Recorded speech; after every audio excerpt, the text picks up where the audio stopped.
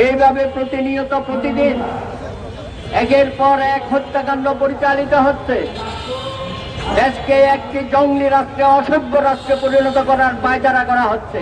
17 মাসের মাথায় বহু আকাঙ্ক্ষিত অন্তর্বর্তীকালীন সরকার বাংলাদেশকে একটি জীবন্ত লাশে পরিণত করেছে। একের পর এক ঘটনা ঘটছে। কোন ব্যাপারে আমরা তার বডি ল্যাঙ্গুয়েজের মধ্যে কোনো অনুশোচনা দেখতে পাচ্ছি না। কারো বিরুদ্ধে কোনো ব্যবস্থা গ্রহণ করবে সেই ধরনের মন মানসিকতা তাকে দেখতে পাচ্ছি।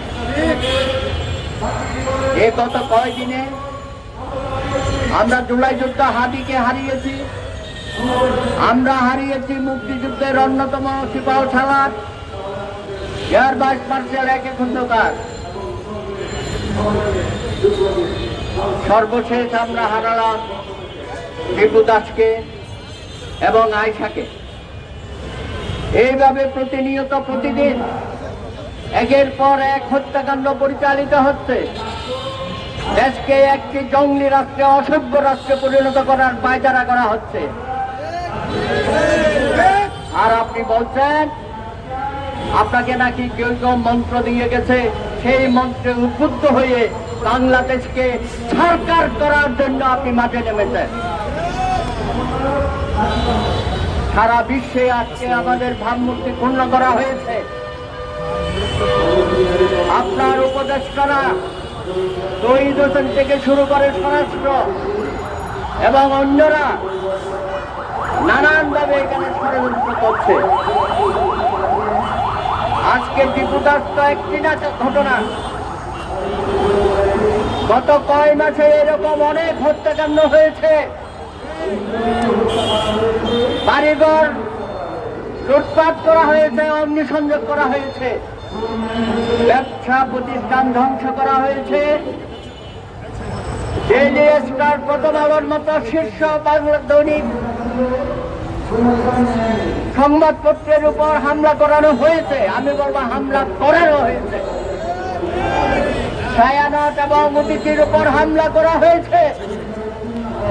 বাংলাদেশ থেকে সমস্ত রকমের সাংস্কৃতিক কর্মকাণ্ড চিরতরে বিনষ্ট করার পায়তারা শুরু করেছে। আজকে ধর্মীয় সংখ্যালঘুদের মঠ, মন্দির, গির্জা, পেগোডার উপর হামলা করা হচ্ছে এবং হিন্দু সম্প্রদায়কে একটি অরক্ষিত অবস্থায় ঠেলে দিয়েছে। হিন্দু, বৌদ্ধ, খ্রিস্টান, আদিবাসী সহ ক্ষুদ্র জাতি গোষ্ঠী আজকে চরম নিরাপত্তাহীনতায় ভুগছে। 12ই ফেব্রুয়ারি নির্বাচন, এই নির্বাচনকে সামনে রেখে একটি ব্যাপক জনগোষ্ঠীর উপর ভয় ভীতি সঞ্চার করার চেষ্টা করা হচ্ছে। আজকে যারা মাঠে এই ধরনের কর্মকাণ্ড করছে তাদের বিরুদ্ধে কোনো ব্যবস্থা গ্রহণ করেন নাই। আইন শৃঙ্খলা বাহিনীকে বারবার প্রশ্নের সম্মুখীন হতে হচ্ছে, কেন আপনারা নীরব দর্শকের ভূমিকায় পালন করছেন? যারা ঘোষণা দিয়ে এই ধরনের হামলা, ভাঙচুর, লুটপাট, হত্যাকাণ্ড পরিচালনা করছেন, আপনাদের নাগের টাকায় এই ধরনের ঘটনাগুলো ঘটাচ্ছে, আপনারা গিয়ে সেটা থামাচ্ছেন না, তাদের বিরুদ্ধে কোনো ব্যবস্থা গ্রহণ করেন নাই।